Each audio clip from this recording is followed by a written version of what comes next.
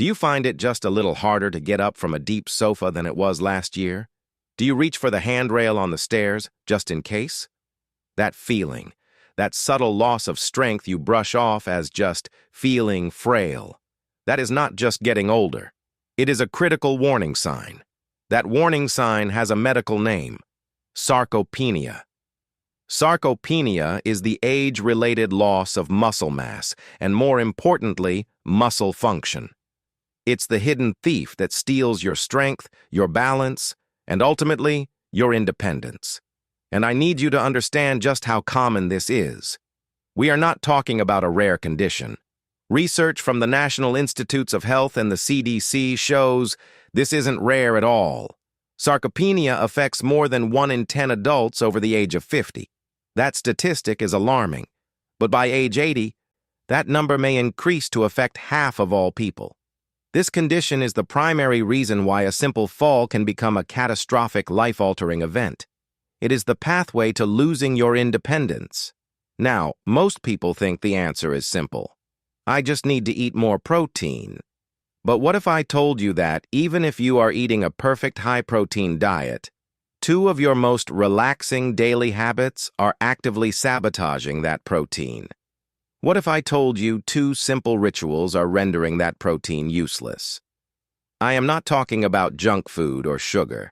I am talking about your harmless afternoon glass of wine or your late-day cup of coffee. Today, I am sounding the alarm.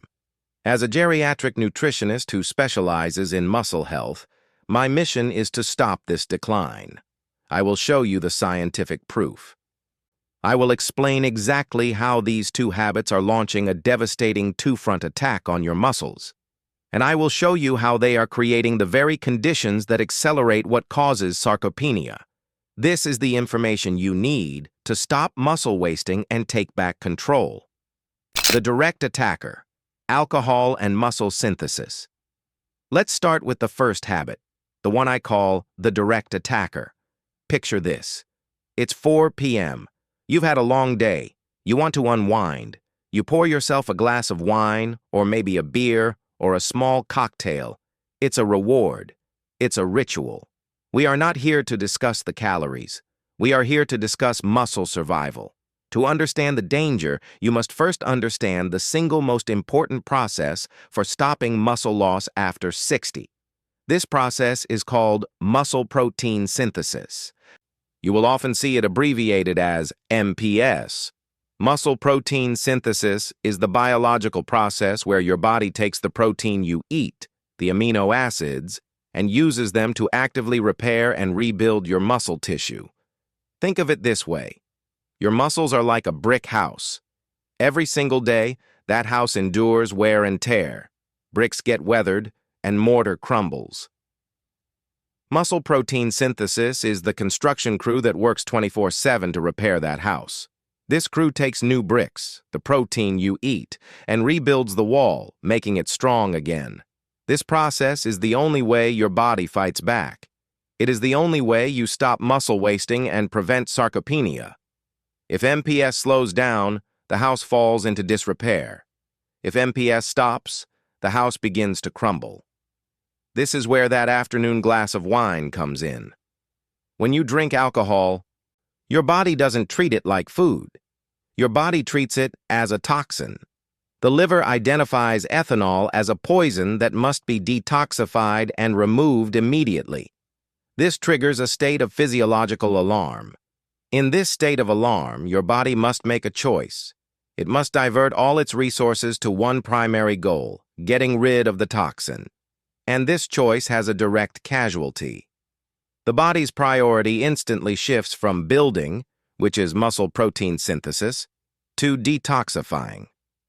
The alcohol, or more specifically the ethanol, directly blunts the critical anabolic signaling pathways in your body. I'm talking about pathways like the mTOR pathway, which is the master switch, the foreman, that gives the go command to your construction crew. Alcohol ingestion effectively shuts down that signal. Let me be perfectly clear. Alcohol doesn't just slow your construction crew down, it sends them home for the day. Your muscle repair process grinds to a halt. Now, this is not a theory. This is proven, measurable, biological fact. I want to share with you the data from a landmark study published in the scientific journal PLOS One. Researchers wanted to see the precise impact of alcohol and muscle loss. They had subjects perform exercise to stimulate the repair process, and then they measured their muscle protein synthesis. Here is what they found. When the subjects exercised and then consumed protein plus alcohol, their rate of muscle protein synthesis was reduced by 24% compared to when they consumed protein alone, a 24% reduction. That means 1/4 of your body's repair crew was just sent home, but it gets even worse. In the second part of the study, when subjects had alcohol with just carbohydrates, no protein, their synthesis rates dropped by a massive 37%. Think about what that means for your daily habit. That afternoon glass of wine, often consumed on an empty stomach before dinner, is hitting your body at the worst possible time. It is a direct attack. It is actively stopping your body from repairing itself, leaving it in a state of decay. This is the first front of the attack, and for many, it is combined with the second. The hidden blocker, tannins and protein absorption. The second habit is the one I call the hidden blocker. This one is more subtle, and it's one that even many health-conscious people fall for. The ritual is this. It's 4:30 p.m. You feel that afternoon slump. So you brew a healthy cup of coffee or tea to get you through until dinner. Or perhaps you are someone who enjoys a glass of red wine with your dinner. You pair it with your high-protein meal, like a piece of salmon or a chicken breast, thinking you are doing the right thing. This time, the culprit is not the alcohol, and it is not the caffeine. It is the hidden protein blocker. The culprit is a group of polyphenol compounds called tannins. Tannins are naturally occurring compounds found in many plants.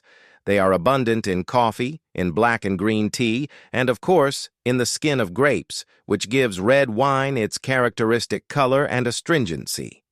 That dry, slightly puckering feeling you get in your mouth from strong tea or red wine? That is the feeling of tannins. In the world of nutrition, tannins are known as anti-nutrients. They are called this for one specific reason: their powerful ability to bind to other molecules, especially protein. And this brings us to the second core mechanism you must understand: protein absorption. This is critical.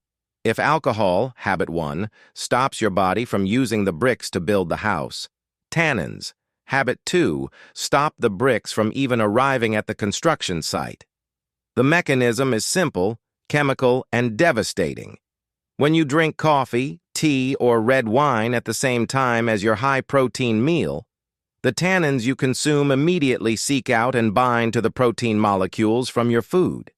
They do this right inside your stomach and digestive tract.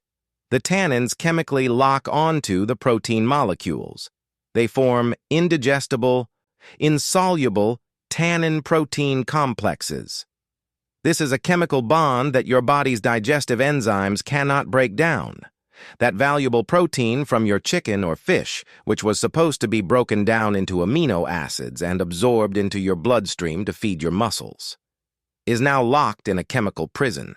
It passes through your body, completely wasted. Your body ate it, but your muscles never received it. You are paying for high-quality, expensive protein, but that healthy cup of coffee or glass of red wine you paired with it is making it nutritionally useless. You are, in effect, accidentally starving your muscles of the very material they need to fight sarcopenia. You are doing everything right on paper: buying the protein, cooking the protein, eating the protein. But this hidden blocker is intercepting the shipment every single time. This is the second front of the attack. And when you combine these two habits, you create the perfect storm for muscle loss. The Sarcopenia takedown. Now, let's put this all together.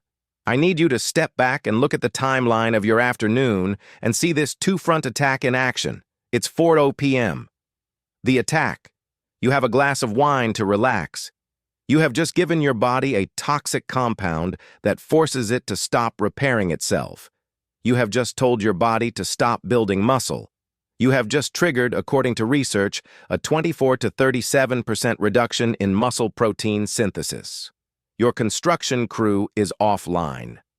Now it's 6 p.m. The blockade.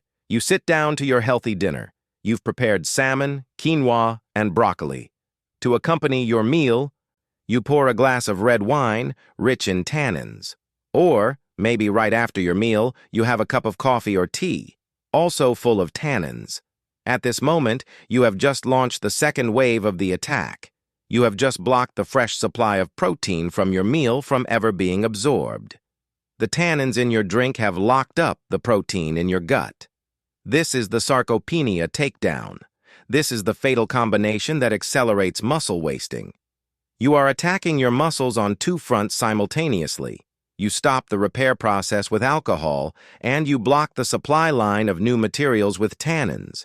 This is why you feel weaker, even when you are trying to eat right. This is why your efforts to stop muscle loss after 60 are failing. You are unintentionally, but effectively, creating the perfect environment for sarcopenia to thrive. The enemy, it turns out, is not just your age. It's this two-part, innocent-looking ritual. So what is the answer? I am not asking you to quit coffee or wine forever. I am a realist.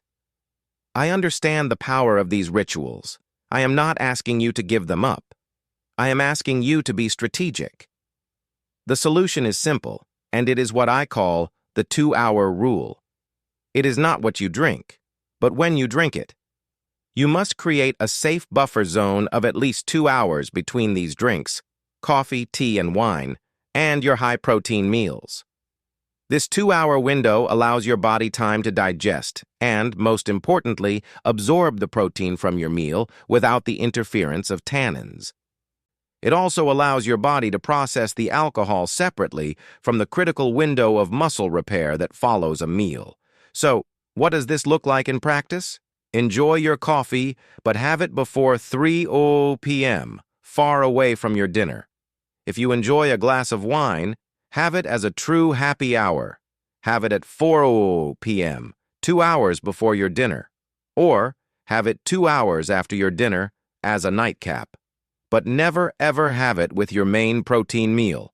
This simple shift in timing is the single most effective change you can make to stop this two-front attack. It allows your body to finally receive the protein it needs, and it allows your body to finally use that protein to fight sarcopenia. I have to ask, which of these two habits, the afternoon glass of wine or the late-day coffee, has been your go-to ritual? Please share your experience and your thoughts in the comments below. I want to hear from you.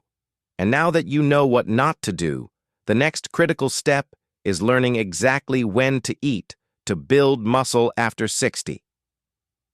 In my next video, I'll explain the 2-hour protein rule that maximizes this nutrient timing. Click the link on the screen to watch it now. This content is for informational purposes only and does not constitute medical advice. Please consult with a healthcare professional before making any changes to your diet or lifestyle.